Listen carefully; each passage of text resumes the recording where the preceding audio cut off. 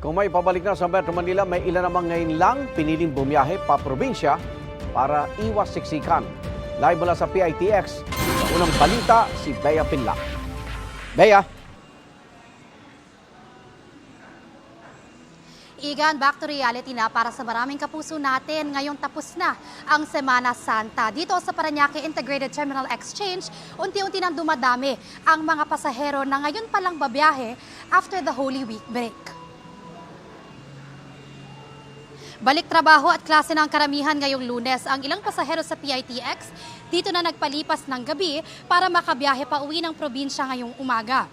Ang iba ngayon pa lang daw babiyahe para magbakasyon. Ayaw raw kasi nilang makipagsabayan sa dagsa ng mga pasahero nitong Semana Santa. Nauna nang sinabi ng pamunuan ng PITX na nasa 2.5 milyong biyahero ang pinaghandaan nila rito para sa Semana Santa. Ayon sa ilang tauhan ng PITX na nakausap natin, Igan, ngayong umaga hanggang mamayang hapon, inaasahan yung bulto ng mga pasahero na pauwi dito sa Metro Manila at pati na rin yung mga pabalik naman ng kani-kanilang mga probinsya. At yan ang unang balita mula rito sa Parañaque. Bea Pinlac para sa GMA Integrated News.